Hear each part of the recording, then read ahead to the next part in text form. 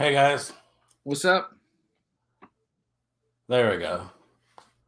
Jenny, Jen, your mic's muted, Jen. Oh, can you hear me now? Yes. Okay, cool. Hey everyone, thanks for joining us tonight. I'm Todd Bonner with Jen Begadowski and Matt Warner. We are the Pair Exchange. Thank you for spending a little bit of your Sunday with us. First, Matt, you and Jen both have some things coming up. Jen, you've been doing some workshops. Do you have anything coming up soon? I have been doing workshops at the Boston Tea Room. My last one was Thursday, actually, and it was on twin flame unions and soulmates. I do not have one coming up for the next few weeks, but hopefully one on money magic and manifestation to increase abundance. That will probably be the next topic. So probably early summer for that, I'm thinking. That's cool. That's kind of glad you're doing that stuff.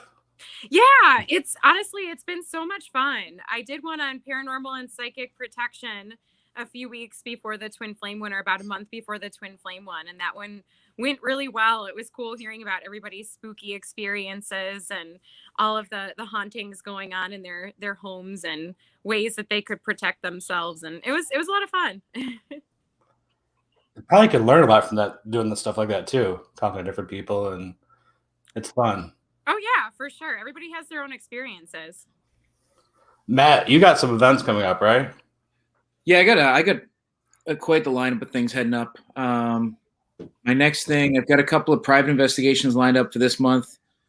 May, I've got the Paranormal Relief Project up at Wilson Castle, which is it's a free event for all first responders during COVID. They can bring guests, and there's locations across the country giving out free tickets to those. I've got trips to Tennessee, Detroit, Arizona, Ohio, all planned for this year so far. And eventually I'll find more time to go other places, but it's filling in quite quick. It is. It's fun to kind of start traveling again and going places again. It is. And I'll tell you, this is the best I've felt all weekend after getting my second dose of COVID on Friday. I felt like The Walking Dead yesterday. I wasn't sure if I was going to be able to do the show today, but here I am.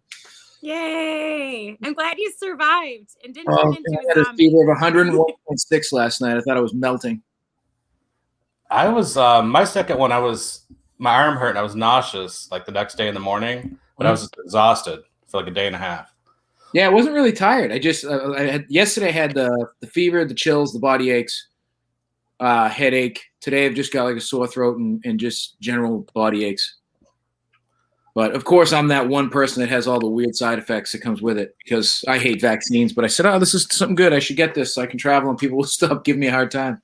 Yeah, that's the reason I did it too. I mean, it's better to be safe, I suppose. Yep. Tonight we have a dear friend of mine who is a psychic medium. She is known as the Good Witch, and her name is Patti Negri. Let's bring her in with us.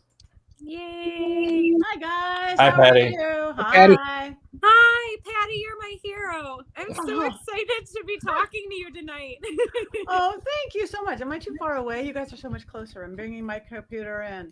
Well, thank you. That is so sweet. I'm just coming down. I just did like a 3-hour marathon seance. I've been talking to dead people for all day. It's like, but it's good. And then I'm leaving after this to go do an investigation. Wow. It's what we do. I love that, Matt, that you're doing that thing for first responders, though. That's pretty awesome. It's a fantastic event. I was proud to be asked to be a part of. It's called the Paranormal Relief Project. And there's, I want to say, 25 or 26 different locations across the country that are all giving back.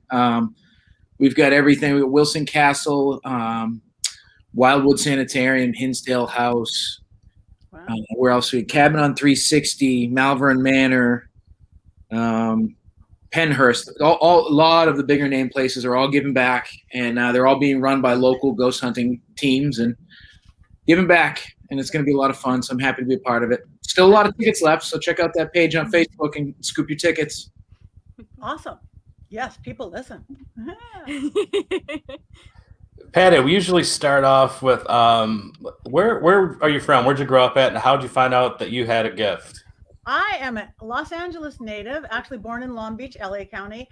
And I was just born this way. I would when I was I taught 3 or 4, I just knew that those so-called imaginary friends little kids have weren't imaginary. They were real spirits I could talk to, I can communicate with. I thought everybody could, and I still think kids do. It just gets taught out of us in our very non-mystical, non-magical modern world.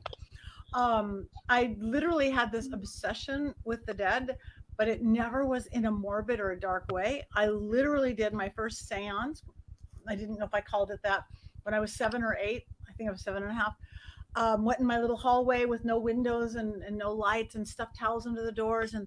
And then I realized I didn't know any dead people at 7. So I was like, Marilyn Monroe, and anybody at 7 in the late 60s knew.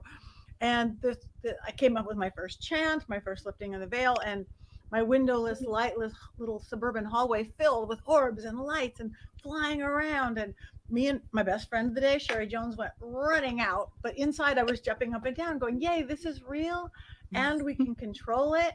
And there I went. And even on the witchy side, I would find myself in that same little suburban backyard, pulling rosemary off the bushes and mint off my mom's little garden and stuffing it in her wallet, knowing that that would give her more money. And I mean, she didn't quite get it, but I knew it. I just knew it. So I've been always very, very, very elemental in my just communicating with spirit, the nature element, rocks, critters, and all therein. So yeah, it works. I've spent I my life searching. I was raised not with any kind of religion at all. My grandfather was this famous atheist, psychoanalyst, philosopher. So he thought any kind of spirituality or religion was a weakness. He was an expert on religion. He wrote about religions, but thought they were all weird. But then I followed him. I'm that same expert on it, but I think they all have a point. It's to take it down to energy. They're all the same. Even reading Grandpa's atheist books, it's like, oh, Grandpa, you kind of believe the same thing I do. You just change the words. You use science words and academic words, where somebody else will use religious words and somebody else will use spiritual words. You might use pagan words or Judeo-Christian words, or and it's cool looking at it that way. And there's the through line that ties everything together. It really is, and I think we all run into those. I don't know if we want to call them skeptics, but you have to have a belief in something. You know what I mean? And I think on our side, I mean, Jen's a psychic medium like yourself, and it's a spiritual journey. I think Matt and we're paranormal investigators, but we still go through that journey, I think. And the experiences you have, I believe there's something. You know what I mean? There's definitely something else besides us out there that tries to communicate with us. How scary would it be if there wasn't? Scary. It would be scary. What was that? Somebody This was it? Isaac Asimov or Carl Sagan, somebody said, it frightens me to think that there's like life on other planets, but it frightens me more to think if there wasn't. If we were all there, this one little planet with no spirits, no energy, no superior force of some kind, that's crazy. And there's no doubt in my mind, I've talked to them always. Isn't that the same with you, Jen? And what I love about paranormal investigator is, again, we have crazy times going on. People are frightened. There's a pandemic, there's unrest and all this stuff. And people always, as a rule, in the past have turned to religion or spirituality.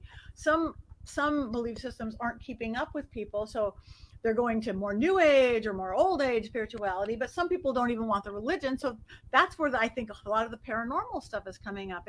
It gives you this bigger picture, but you don't have to get involved in religion or spirituality, but this shows that there's something more. I think that's a really great thing that this whole upsurge in paranormal is doing. Oh yeah, it's really on the rise. And I think for that matter too, even paganism and witchcraft has really been on the rise too lately. It's like you walk into a bookstore in the New Age section, which used to just be like a couple little shelves, is now like a whole aisle of books on spells and magic and different rituals and incantations. So it's really an exciting time. It is. Again, because people are looking for more. And what's great to me about paganism is that you're responsible for yourself, not somebody else. You have to have a sense of responsibility, give and take, and what you do creates it. So versus just somebody forgiving you all the time. It's like, moral code. Yeah. And I think, and I love, one of the things I love about you is you're kind of a throwback to the beginnings of spiritualism. And I guess it reached its peak in late 1800s, early 1900s Even some presidents kind of dabbled in, their wives dabbled into it with the seances and stuff like that. And I think the stuff you do is kind of bringing that back into the spotlight. Very much so. My seances are, and I was born this way. I probably was doing them, 150 years ago, whatever, are very spiritualist style. I even say some of the things I say was directed right up that, but you're at the table, you've got all the stuff. And yes, Abraham Lincoln used to do seances in the White House. A girl did a film. I'm in the middle of Hollywood, so I get all the Hollywood stuff, but she was doing a film on Abraham Lincoln and Mary Todd Lincoln and doing the seances. So their cast bonding, they came over and we did a full-on spiritualist seance, legit, around the table so they could experience what it was, the person playing Abraham Lincoln and Mary Todd. And it was really cool. And she said it was the best bonding thing that they could ever do. We didn't try to contact, she didn't want to contact like Lincoln or anything. We contacted their deceased loved ones. So, just to experience what it would feel like, not doing a history lesson. So it was pretty cool. That's so interesting. Have you contacted anybody like super far out just on a whim, not really trying to, but just kind of walking around the streets of Hollywood, and then all of a sudden you look over and well, yeah, and I love Hollywood. I have this super on-off switch because I don't want to have it. When it's off, it's off. I'm in the grocery store. I want to stop for groceries. I don't want to talk to somebody's dead mother, and I don't want to be Long Island medium. I don't even think that's ethical unless they ask. But yes, and what's good about Hollywood is we have lots of fun ghosts. Big in life, big in death. I've experienced. You guys, Bob the Quiet Banker is Bob the Quiet Ghost. Movie star ghosts, sports star ghosts, musician ghosts are big, and it's yes, also the insane asylum, the prison, the serial killer, those are big ghosts too, but there's big fun ghosts, like hang out at the Hollywood Roosevelt Hotel, the American Legion, the Hollywood Athletic Club, and it's like party ghosts. They hang out because they can, they're not stuck. Marilyn Monroe is always at the Hollywood Roosevelt. They don't it's my favorite hotel. I met my husband there. It's been there since the 1920s. The first Academy Awards were there. It's glamorous. It's beautiful old Hollywood. I've got to stay in the most haunted room 928, the Montgomery Cliff room. I've just been blessed and lucky. But every time I go to the pool, Marilyn Monroe is by the pool in this chiffon, like 60s looking, like kind of looks like a nightgown that they would wear over their pool thing. It's like look at it. She's just hanging by the pool because she can. Oh, I need to go there. I would love to experience. Come on down. I'll show you Hollywood. Much. I'll show you my Hollywood. Yeah. Yes, thank you. I have to now. I've loved Marilyn Monroe since the time I was a little girl, so it would be just the biggest dream come true to even see her apparition standing by a pool. Yeah. And she doesn't even stand. She walks a lot. Like in the old school that they would do, like see and be seen, that they used to, well, now we'll go and we'll have our head stuck in our phone. She was like strutting. I'm going to go get a drink over here, and then I'm going to go over here and talk. She's so cute.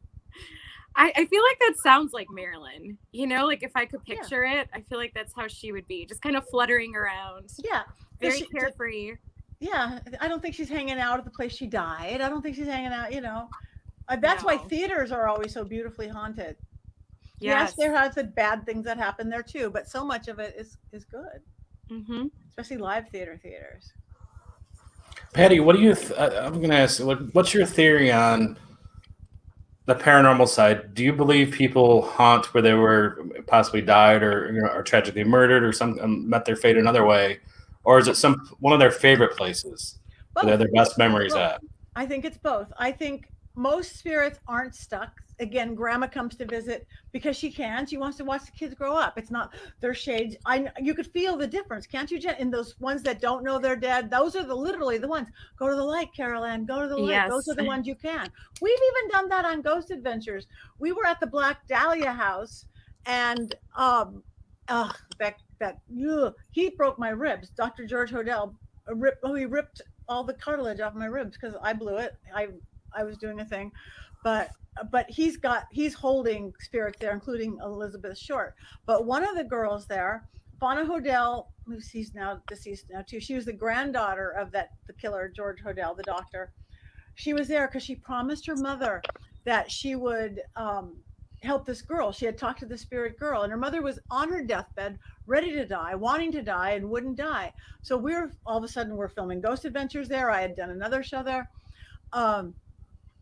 And in the middle of it, we were able to cross with Zach, Aaron, the whole team, that literal go to the light. We created the light. We created the beep. We all saw it. We all felt it. We all experienced it. It was so great. But he's still holding other three girls there. But I mean, sadly, that's not something they'll ever show. That's on the cutting room floor because it doesn't fit with the style of the show. But those girls are being held. It's horrible there. I just did a second thing. I did the Cecil Hotel. There is spirits. I don't know. They're not ghosts, much beyond ghosts, whether egregor's been created or demonic or what, that is holding, it is holding ghosts there. There's people stuck there and also affecting the living people, whether that's why Richard Ramirez lived there or the other serial killer, or that's why so many people OD and jump out windows. There's something that's affecting the living and the dead at the Cecil Hotel. So that's the dark side. But I think spirits can move around unless you're those shade ones that are stuck or you're being held by something or someone. I don't think there's time and space on the other side. So they could be here, there, and everywhere. It's kind of cool. They seem happy. So can I ask you, in your opinion, what do you feel like allows one spirit to hold another spirit captive or to lock them into a place? Do you think it's just the authority that they had over them in life? Or do you feel like it's something else that happens in the afterlife? I think, well, again, I think it probably somehow attached to life. And we as humans, I mean, this is even what I teach in my regular psychic medium, my speaking work. We give away our power all the time. We as humans, we give away our power to really limiting belief systems. We give away our power to other people. We give away our power to fear. It's just we become these little victims. And I think just like humans take advantage of that, spirits take advantage of that. And then if we are getting into the darker realms of heavier things, since I was a kid, I've actually always known that this is our realm of existence. And they do, no matter what they are, how dark they are, they do not have power over me unless I give it to them. And it's been true. I mean, again, my two rough experiences ever were because I gave away my power. I didn't do things right. I didn't set up my space right. One, I was at Marilyn Manson's house and I let this kid get disrespectful and the cameraman burst into flames. So but responsibility, gave away the power to those spirits. But if you don't, not using anger, not using fear, but people don't know that. And so I'm sure when you're a spirit, when you're a ghost, whether you're the same person, you don't become suddenly angelic or suddenly enlightened. You're the same person, sometimes a little bit higher perspective. Maybe that's literal, looking down, some of the petty stuff goes away or not. But I think if you give away your power there, you give away your power on the other side too. That's such great advice. And honestly, it's practical when you think about it. But a lot of times, even just, in my own intuitive work, I don't always think about setting the strongest boundaries. And then I get myself into trouble. So that's amazing advice. Thank you. Yeah, you're welcome. We have to, because without it, it's this. And the world is, like I said, so crazy now. We have to be awake, which I think the whole pandemic was about, because we were zombies asleep at the wheel, phoned in, automatic pilot. Yeah. It was like a big old hit on the head, like wake up, go to your room, sit in your room until you figure out what's important, until you wake up. Now we're waking up. Now we're moving at the age of Aquarius. But again, now it's about taking our power back as humans. Absolutely. I had a question for you, Patti.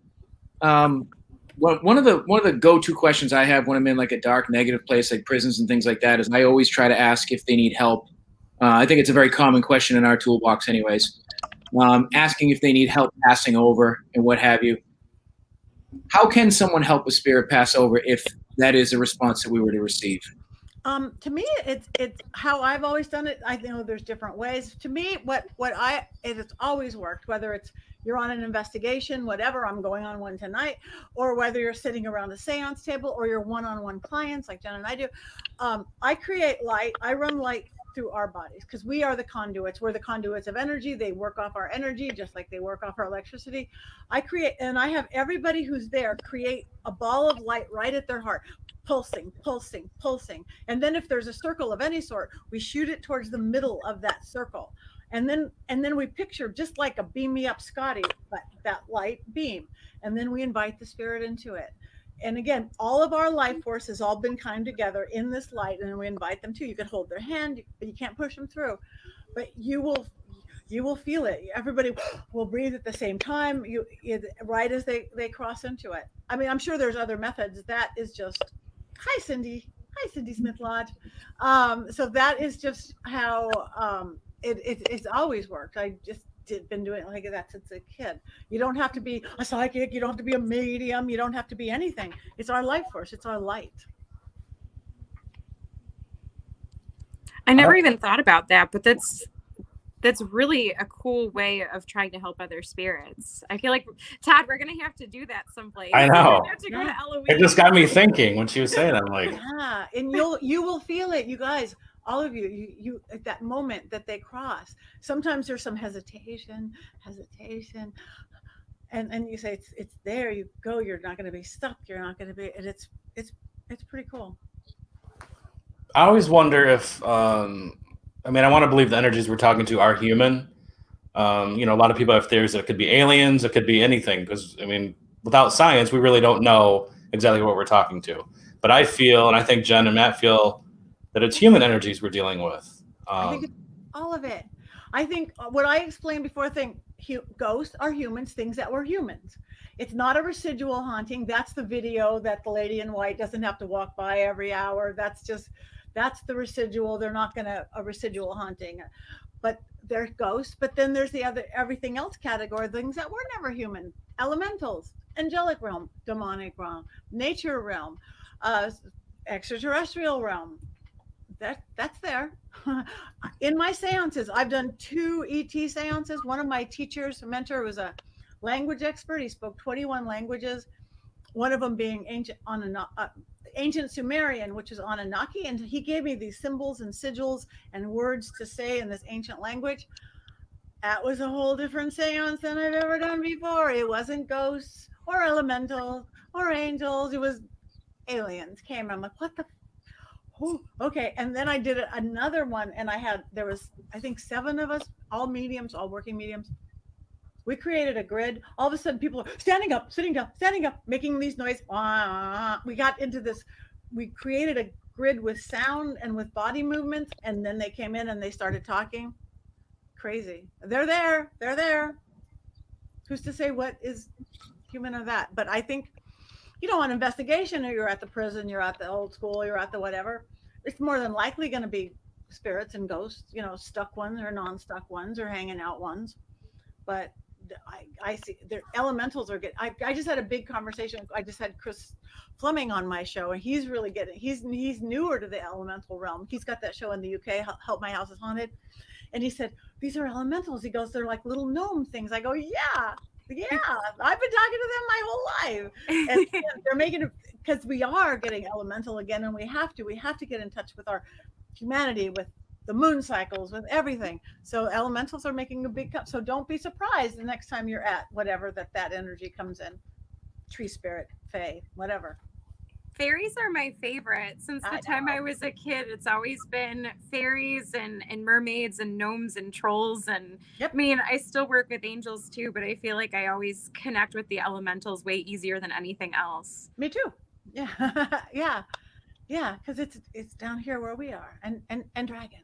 I'm a dragon girl. So. Love dragons. Me too.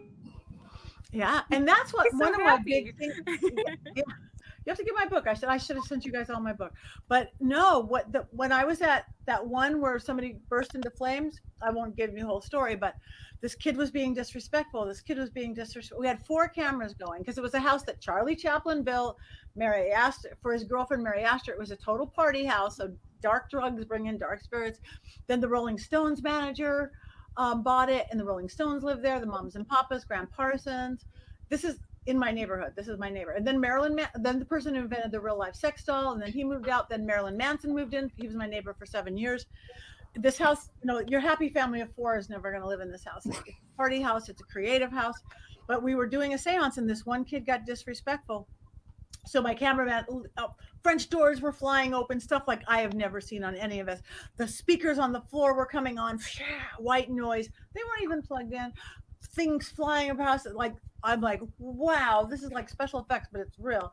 But then he said something really stupid, and my cameraman facing him burst into flames, like a V up his back, angel wings of fire up his back. His name's Molar Malachi. He was a skeptic. Everybody's screaming. Two cameras caught the whole thing. The one camera like hit the ceiling, hit the floor. You know, you test the strength of a cameraman by a small room bursting into flames. His camera, he didn't see it because he was facing out and wondering why everybody is screaming and pointing at him as his back was on fire, burning up. So I'm like, cool witch Patti becomes medic Patti, which I am. I'm drop and roll. I'm calling in my guardians, how I set up, I raise it, how I lift the veil, and how I set the space. And anyway, we talked to it. We were able to finish the seance. It wasn't demonic. It was just a cranky ass ghost. Demons get way too much credit. 90% of, I think, what people think are demonic is just cranky ass ghosts. But anyway, he showed me 3 weeks later, and the small of his back, it totally looked like he had a tattoo of a dragon, open mouth, sharp teeth, winged head into the shape of a serpent. And I'm like, oh my God, that is the exact energy I called in to shut down my seance. I work crossroads energy. I work dragon magic. I'm like, you have a tramp stamp of a dragon on your back. Is that not the coolest thing in the history of the world? And he wrote a script. He wrote a movie with Stephen Norrington, the guy who wrote League of Extraordinary Gentlemen and the Blade series, and about this TV psychic who does all the shit B. And then it breaks loose, and then it becomes a horror film. But they haven't done it yet. I hope they do it. But I sat down with him. I go, oh, Laurent, you can't say that on camera. He goes, but you said that. I go, I know I said that, but that opens the veil. You can't say that. You don't want to be one of those cursed horror films, do you, where all the actors thought, no. Yeah. Let's give it a word that doesn't mean anything. Ghosts and spirits don't know the difference in acting and real. They don't know the difference of TV and real. They don't.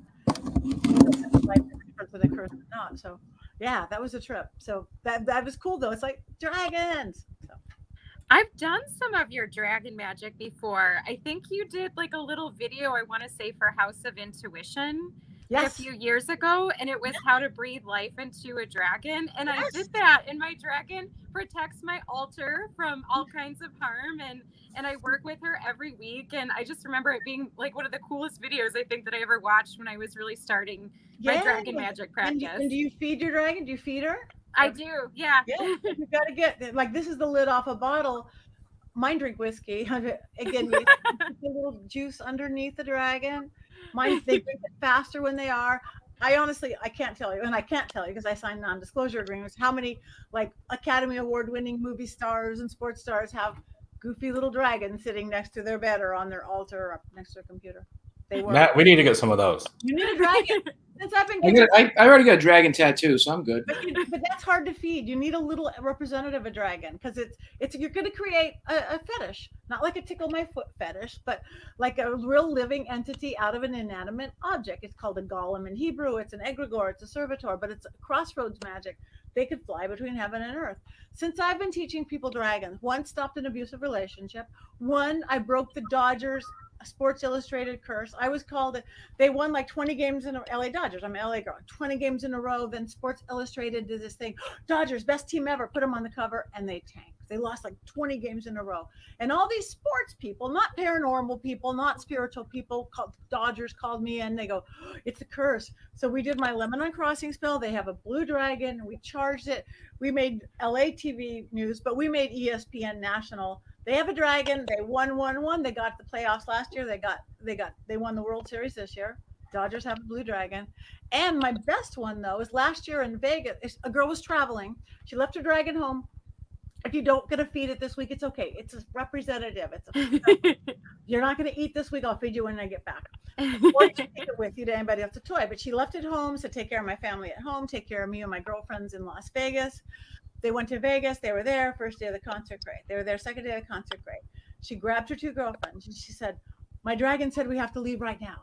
And her girlfriends are like, what? You're crazy. We're not leaving. Whoever's on stage, what we paid for these tickets, we're not leaving. She drugged them out as they're making fun of her. Moments later, the massacre started right where they were standing. Wow. She said, my dragon had a voice. My dragon saved our life. She heard. So your dragon, it's however you might have an outside voice. It sounds like they're from Jersey, or might have an inside voice. Turn left here. but they have as much power as you give them. And in our, uh, air, our new air-based world, everybody needs dragons. So you're going to send Todd and I some charged up dragons or what? No, you have to charge your own. I'll gladly send you. You can get these on Amazon for like 30 cents. I buy them by 10 at a time or 100 at a time or 50 at a time. I've gotten dragons across America, but you have to breathe life into them. Like Jen said, you have to give them a name, gender fluid, your job, personal assistant, the way every day. I need energy today. I need a raise today. I need love today. You breathe life into them because your breath is your pneuma. That's your life force. Whenever you could do your breath, that's why it's blow out birthday candles. That's the first ritual. But our pneuma is our life force, and the moisture in our breath is our free will. You just put your life force in your breathing. So you are your dragon's keeper. It's not your spirit guide. You have to tell them what you want. It's not God. It's just your helper.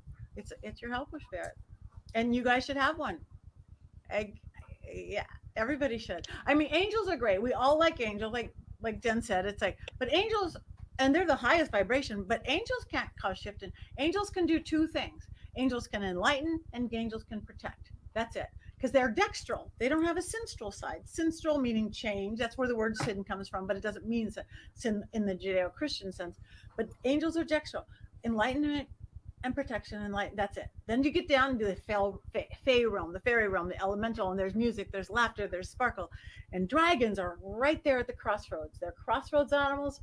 They are change and shift and power, and who doesn't need that? There's my soapbox. You guys need dragons. You convinced me. We're gonna have a dragon party. Yeah. Investigation. Yes. I did there's in Tennessee, there's a group I work with, they're called the Ghost Girls, and they work with there's this like a Japanese temple of something in they have a dragon table that was built ritualistic with this dragon. It's like weighs hundreds of tons or something. It is so haunted. It is such a spirit. It's crazy. They were with the Moonshiner TV show, and I did something remote. I was at a theater in Ventura. They were dragons. They're great. Always need dragons.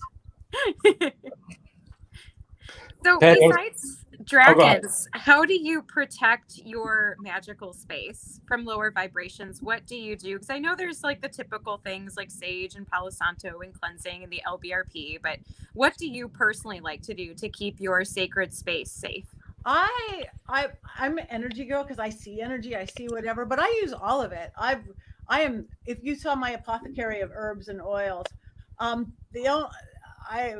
have dragons, I call the corners, I work elementally, I work in elemental compass, earth's in the north versus air in the north.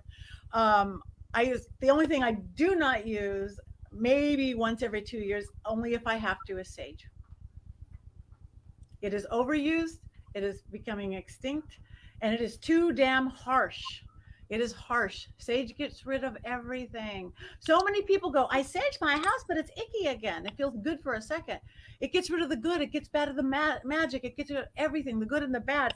It's so strong that it's like, it almost creates a vacuum. I've known it for years. Almost creates a vacuum. So it's basically, I sage my house. It's like dusting your house and then leaving the doors and windows open in a dust storm. Palo Santo gets rid of the bad, but not the good. I'm queen of Palo Santo. But sage, unless it's so damn dark, you want to fresh, spick and span, get rid of everything.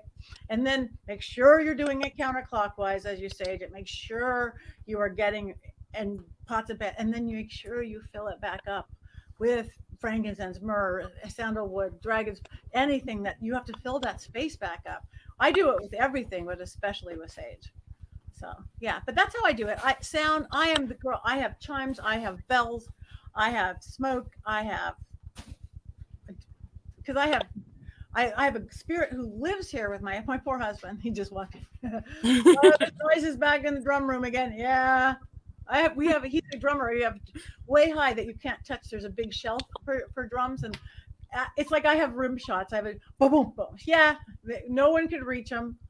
But I have a haunted doll. I have an artist who lived in the house from the 60s to 98 lives here because I have a bunch of her art. And then we moved in 2002, complete with a ghost. But she's good. But again, under our control in a good way. So That's how I just do a little bit of everything. I'm a Libra. I don't want to any one thing. Evil eye sigils, symbols. My biggest protective sigil is a helm of awe. I draw those everywhere. That 8-sided cross, that Norwegian thing. I don't go on like deep investigations or ghost fencers, anything without wearing a helm of awe sigil. It just blows up anything negative. I love that. It is powerful. Yeah. We might be doing things wrong then.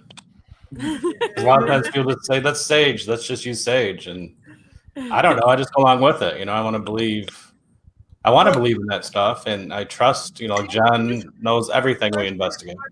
It's harsh. And more so now, and Native Americans are getting really mad at us. And there's so many people going, don't use sage. I've been saying that for like years and years. Carefully use sage. I might have a sage elemental oil and put a drop of it in something for some protection. But I remember in earlier, it's like, I'm going to sage before a seance. Well, that's stupid. You know, sage before a paranormal investigation. Really stupid. It's like, go away. Now come back. Where'd you go? Patti, I was going to ask you, it seems like, Matt, you probably, and Jen, you probably feel the same way, that it seems like the activity, whether good or bad, paranormally or spiritually, is ramped the last few years, and especially, I think, the last 2 years in particular. Do you think people say like the veil could be thin or what? I don't understand all that, but is there a reason, or do you think there's a reason why it seems like there's so much more activity lately? It is. The veil is thinning and thinning and thinning and thinning. Just because we're going into the next age, part of going into the age of Aquarius, and I'm not an astrologer, but what they sang about in the 60s, we have been an earth-based, elemental earth-based, black and white, right and wrong. Our parents, grandparents, solid ground. It ain't that anymore. It's this. We've gone to an air thing. The veil is thinner. More and more stuff is going to happen that's unexplainable by old-fashioned means. Again, that's why the rise in spirituality, occultism, paranormal, whatever form it chooses to take, and it's going to get more and more so. Again, yes, it is more active. And the fact this last year or so that we've had the pandemic, they feel our edge. They feel we're ever going to work again. Am I going to get this disease? People are dying. We're edgy, so they're edgy. We're all connected. I think part of it may be too, you guys probably have all noticed, everybody and their brother's a paranormal investigator now. They're everywhere. That's all that's out there. Everyone's like, I go on Facebook and I'm like, do people do anything else? Is that all? Like, I know I work a couple jobs. I have a child. Like, I have a life. Like, but then there's other people like, oh, you ghost hunting again? That's cool. Like, I don't understand where all these people have come from, but they're everywhere now. So I'm wondering if that has ramped it up too, because there's more people looking, there's more people finding, and bringing it out. And again, yes, and it's a complete circle. Again, that's ramped up because they need something more to life, more than whatever. The day-to-day stuff isn't working. They don't want to necessarily go to church or temple. They don't want to even get into spirituality, perhaps. So we have to go outside our realm. So paranormal investigation is a really great way to do it without getting mixed up with what people don't want to do with, you know, religion or spirituality. Yeah, and it's going to get stronger all the time. And soon, science and spirituality is going to completely coming together. That's what quantum physics are. And it's all coming down to numbers. Anyway. Yes. We're numbers. There's numerology, whether it's science. In the beginning was the word, and the word was numbers. I'm so glad you're saying that, because I feel like whenever I try to explain that to some of my clients, like a lot of times I'll kind of get looks like, what? I don't understand it at all. So I love that you are saying that. That's what it is. It's coming down, and it's cool. And I love that everything's going to prove everything. I love even you guys, you paranormal, because I'm not a paranormal. Here's my big equipment, you know, dowsing rods. That's how I would show up on sets. Those are my favorite, though. Those are my favorite piece of equipment that I own. Mine too, by far. But it's really cool after my decades of talking to spirits and seeing spirits, and I'll be going, okay, it's on the table, and the ghost is going wookaboo, wookaboo, wookaboo with their right hand like this, and I explain it, and people believe me or don't believe me. Now there's this thing called an SLS camera that somebody in the other room has got a picture of that ghost going whoopapoo, whoopapoo, exactly what I'm seeing. We're not comparing notes or anything like that. It's like, thank you, having that proof come out. It's kind of fun. Again, as long as somebody else is doing the tech, that's great. We've always, everyone always asks, what's your favorite piece of equipment? And I always say, Jen, a psychic medium. We've always had a psychic medium on our team because I think it validates, the history. It ties everything together. And I don't know why all teams don't. I mean, it's really helpful, even when you're helping other people, clients or businesses or whatnot. I think I've always loved it. It fascinates me, the things that you guys can see that we can't. Sometimes we can feel that energy, even though we're not, psychics by any means. But I don't understand why people don't have psychics on their teams more often. Yeah, well, a lot do. Maybe they don't talk about, but a lot of teams really do. Most of the It's about finding one you trust too. Yeah. Yeah. Because there's a lot of them out there I don't buy into. Yeah. And I've been told for years that I am one. I've had my experiences and I believe that I am one, but I don't tell people I am one because I don't understand any of it. And it's not like I can't do it on command. I can't walk in and I can feel energy all the time. That's about my parlor trick. I've seen energy a couple of times, starting to see it more, but it's not of any use to anybody. So I can't be like, hey, you need a psychic? Here I am, guys. It's not going to be. I'm just there for entertainment. Yeah, you can develop it. I mean, I teach classes, you teach classes. You can. It's to me, it's the left brain, right brain. Your left is your reasoning, rational, logical brain that drives you there. That buys your equipment. That has nothing to do with talking to spirits. You have to shut that down. Your right, intuitive, artist, creative, spiritual is where we talk, and you have to dance between the two. Otherwise, they shut each other down. So, well, if you're looking for a project, I'm up for it. Okay, you just overthink, Matt. Oh, I know. That's one of my traits, flaws, traits. How you look at it. Well, we all do. It's like, but you can't have this thing and then try to analyze it. You shut it down. Just go, okay.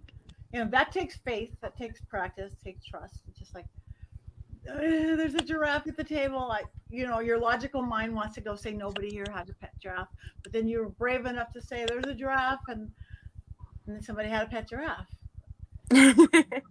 I think once you have an experience or an encounter spiritually and you open yourself up, whatever that encounter is, once you open yourself up, you notice so much more things around you that you didn't notice before. And I think that's been beneficial for me. But I didn't do that till I was older in life. So people still think it's not as odd as it used to be, but it used to be like still kind of taboo. The stuff that we're talking about now, you couldn't really talk about maybe even 10 years ago.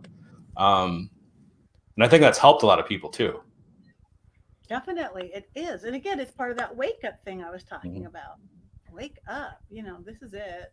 Whatever comes next is all sorts of fun things, but be now, be here. So, yeah, it's good. The present is all we have. Exactly. I want to ask you something about the Cecil Hotel because that's been all over, Ghost Avengers. You were on that episode with them, and then Netflix had the little mini series on it. Do you think someone could have brought some kind of negative, evil years ago? I'm saying that just lingers there, or could it be the Earth? Could it be something else that causes the insanity? All of the above. We have these big portals in LA. People love it or hate it. I think Hollywood is right where it is. Through Griffith Park, there's these like belly buttons of energy, these vortexes, there's portals. I've always seen them. You'll find lovers kissing, actors singing, musicians, nuns praying. But downtown where the Cecil is,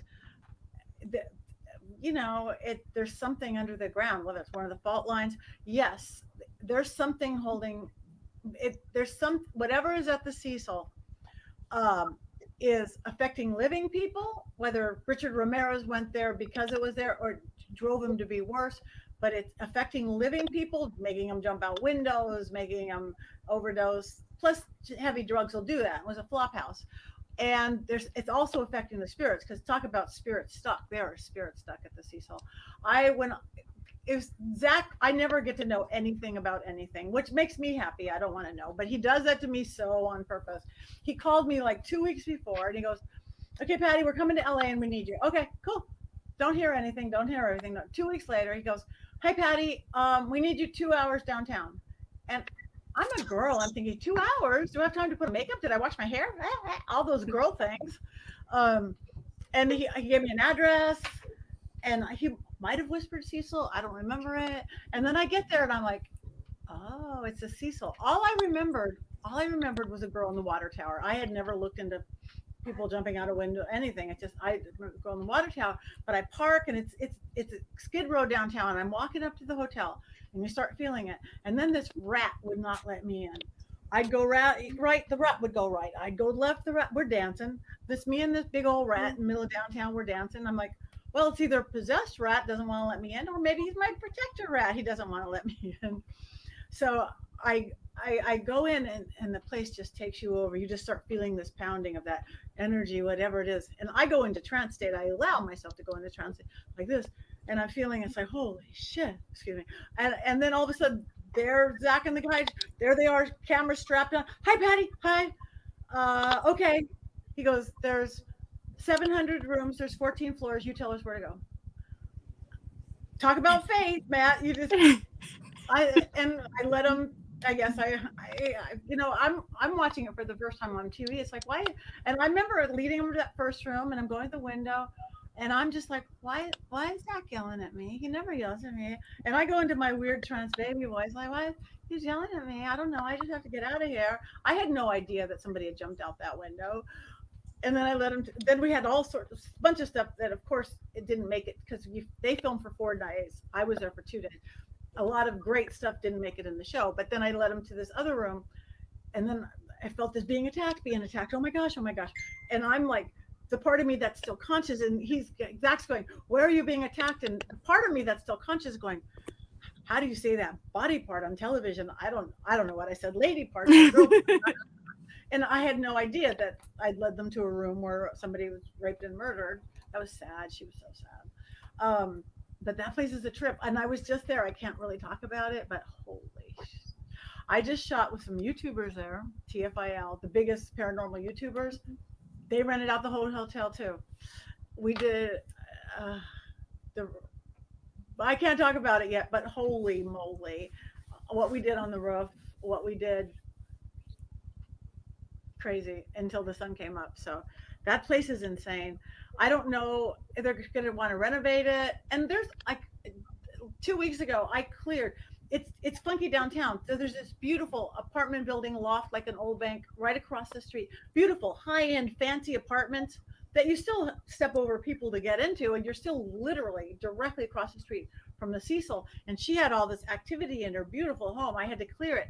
I had to put so much extra protection out on those windows because the energy does come up from the street there. So you've got weird energy from LA, or powerful energy from LA. Some of us love. You have whatever's under those streets of downtown. You have coming up. You have the fact that it was a fancy hotel turned, Depression era bad. So desperation of people. Then the drug stuff can be. It created a great big old egregore of itself, or demonic something of itself. I don't know how anybody's going to get rid of it. I think they should just make it like the Lily Borden, make it a big old 700-room haunted hotel, and make people sign waivers when they walk in. Well, your stories have now officially prevented me from going there, according to my girlfriend. She said I'm not allowed to go there now. So I'm going anyways. She can hear me say I'm going anyways, so it doesn't matter. Go anyway. I think the 4 of us should go. Let's just do the Pair Exchange podcast road trip there. Absolutely. Yeah. Do it from the water tank on the roof. Yeah. It's weird. It's crazy. How much did it cost them to rent the whole place? I don't know. I don't know exactly. But when we were first there, Zach was so excited. He said it took him 10 years to get in and a whole lot of money.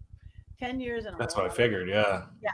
And again, it would not have happened even anyways had not the pandemic came, because nobody has money. They probably got desperate enough to be willing to rent it out. And then the fact that they rented out to Elton Castille, would they have? But again, the YouTubers have money just like Discovery and Travel Channel. They really do. Money always changes everyone's no to a yes usually. Mm-hmm. Yeah. So. Our good looks are only going to get us so far, Todd. So they'll get you to the I know. 12, 13. It's a curse. Yeah. a weird. I was going to ask you, Patti, doing a seance, have you ever had, how do I say this, a bad experience doing a seance? Like one that's memorable to you that you'll never forget? Well, the one I said at Marilyn Manson's house with somebody bursting into flames was Yeah. pretty memorable. Yeah. Oh, yeah. Like, bursting into flames. That's That insane. was scary. It was, I mean, I am a medic. I was like, that stuff you see on TV, spontaneous combustion. Again, I'm married to a drummer, thick spinal tap, spontaneous combustion. Mostly no, again, because I've had this knowledge or belief, which creates a knowledge and creates a truth that I will always be fine. I will always be fine. And I believe that. But the one that where George Hodel, the Black Dahlia killer, got me, I was at my own house. My old producer, my podcast, my early version of my podcast, we were having kind of a seance meets crime thing. And so I had an Associated Press reporter, like the most famous AP reporter, who got famous on Charles Manson and O.J. Simpson and Michael Jackson, those be the big crimes and stuff. And we were going to do a thing on the Black Dahlia.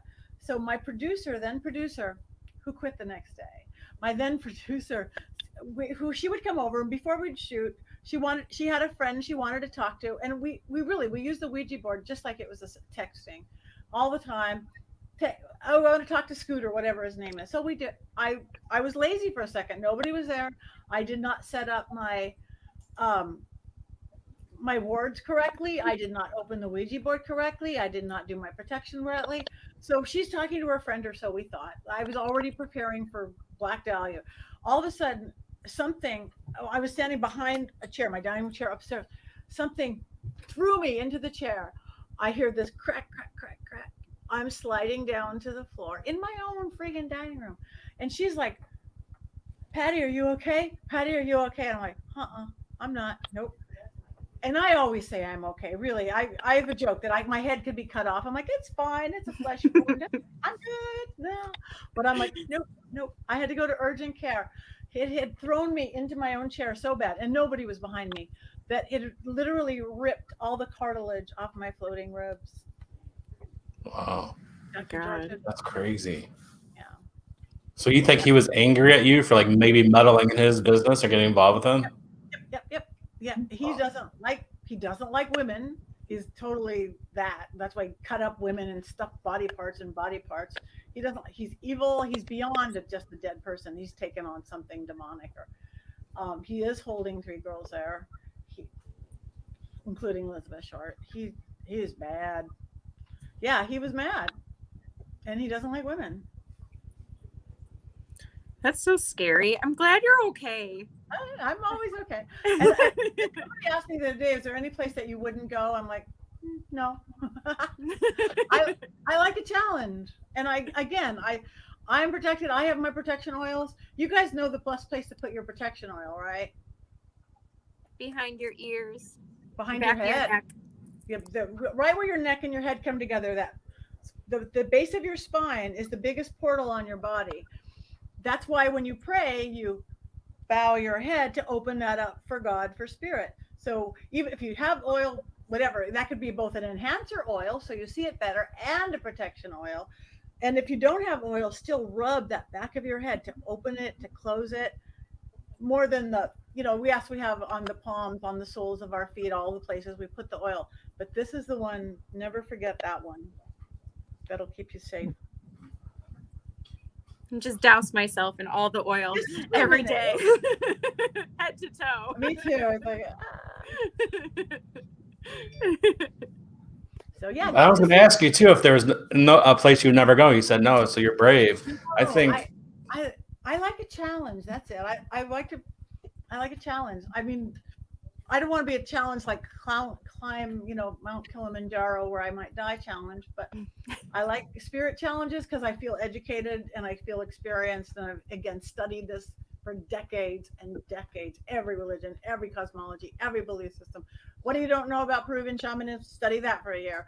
And I just feel like I've got the knowledge base, and doing it since you're 3, you just got it. So oils. Okay, I'll get there. So there's nobody I wouldn't go. Then my challenge started doing like stupid challenge things like from my first one was a health thing because I was told that I would be dead or really sick or in a wheelchair, and I went, no, I'm a witch. So, and I was told at 30, I was told I had such weird health problems. I had a tumor in my head, and I had fractured back, and I had every kind of precancerous thing. If I even made 30, which I probably wouldn't make 30, I'd be in a wheelchair. And I'm like, no. So I made everything go away, and so at 50, instead of being dead or in a wheelchair, I beat 80,000 people to try out for the TV show Wipeout. And I did the world's biggest obstacle course. I did the big balls. And I'm like, oh God, it hurt. It was the most painful, scary, cold thing I'd ever done. But I did it. And so then I go, oh, this is fun, beating odds. So then I'm like, I'm a witch. I know how to do this. And I only do the magic. I will never, ever control or manipulate anybody else. So I go, okay, I did the physical thing. That was hard. And I'm not that physical. So what do I not do? I don't cook. So I'm going to get on MasterChef. I'm going to cook for Gordon Ramsay. I beat another 80 or 100,000 people. And next thing I know, I'm cooking for Gordon Ramsay. That was just as scary as the physical thing. Because I was doing on the MasterChef kitchen. And I played the whole witch card. I have Newt Pumpkin Soup, my first one. Gordon Ramsay's totally afraid of ghosts, totally. But dripping down his eye. And again, when I'm at the audition, it's like not going, oh, I hope that person breaks their leg. I hope they burn their this. No, it's like you do good and you do good. That's good magic, you guys. I hope you get it. And all that comes back in me and I get it. So then I get, okay, I've done MasterChef. I've done Wipeout. What am I really not right for? America's Got Talent. I have no talent that would get me on America's Got Talent. Next thing I know, I am on the Dolby Theater rolling around on the floor with Howie Mandel being a psychic to his dog. It was a total cluster. It was hysterical. I love your energy. I do. I love your energy. Yes. It's fun. I mean, they're always big, ridiculous, but I like being ridiculous. Like, yeah. Living life. Living life. I mean, dead people are fine, but they're not alive like we are. We are divine creatures. We are divine creatures, whoever gave it to us. We are these amazing beings, and we have free will. That free will thing, the sky's the limit. We're our own limitation. And I firmly believe that, and I see it every day. I'm not dead. 100%. I believe that fully. I do too. I really do. Yeah. Patti, we got a couple minutes. How can people connect with you, and what do you got come up next? Okay, all sorts of fun things. PattiNegri.com, PattiNegri.com. Of course, all the social medias, Patti Negri Psychic Medium on Facebook, Patti.Negri on Instagram, and there's all sorts of fakes all the time. So look at the ones got a lot of followers. At Patti Negri on Twitter. I teach all the time, just like I love teaching. I teach for House of Intuition. I teach $10 classes every single Thursday. Psychic protection, psychic development, how to clear your house, protection for paranormal investigators. The little $10 classes every Thursday. I teach for Haunted Diary on Sundays. I just did a 3-hour seance. Real live stuff is coming back. Or who's going to Arizona? Are you going to Vulture City? I'll be there. Oh yeah. Okay. Yeah. Vulture City. I'm doing the big one in Vegas. I'm going to Salem at the end of this month doing a whole vampire thing. Oh, that's not far from me. Really? Oh, good. I'm going to be. I'm just south of Boston. Really? Mm-hmm. Oh, come to our Salem. It's going to be fun. We're going to be there 3 or 4 Let me know when you go. Where whenabouts? April 28, 29 through May 2, something like that. It's called. Go on my social media, or I can send it to you. It's called Maison Vampire. They're good vampires. They're Father Sebastian. I met him on Ghost Adventures when he first. We're like best friends now. He's my brother. We're inseparable. But when he first offered to fang me, I'm like, I don't know. My idea of vampires isn't good. You're cute, but I don't know. But I read his books, and it's the same. It's pagan magic. It's positive pagan. They don't drink blood. We do our Vegas con in Vegas. I mean, everybody's a little hedonistic, but we had the Red Cross blood vans come. We give blood. We give money to charities. Like witches. We wear like I just think the only difference is we wear like organic cotton cloaks, or we wear lacy Stevie Nicks cloaks. Vampires wear velvet cloaks. Same thing, and have really nice fangs. But that's what I will be. Look up Maison Vampire or go to my page. There would be things. I'm going to be there like 5 days. Sounds good. Yeah. So that's why, yeah, come play. I want to come play with you guys. I don't get to the East Coast very much, so I'm glad that it's coming back. And you have to come to Michigan. Me and Jen are in Detroit, so you have to come hang out with Come us. visit, We'd love please. that. I will do that. Well, thank you so much, Patti. I appreciate you coming on. I know you're busy constantly, but I think that's just who you are. That's I just am. part of you. People are great. You guys are great. Humans are great. Yeah. Ghosts are great. Dogs are great. Cats are great. I don't know. Thank Well, you so much. It was so nice meeting you. You made my day. Well, thank you. And you made mine. And you guys are great hosts. So thank you. And keep up the good work. Keep up the magic. This is what our world needs. Magic, mysticism, mystery, the unknown. But we appreciate you being on for sure. All right. Thank you, guys. Thanks, guys. Good night. Bye. Good night.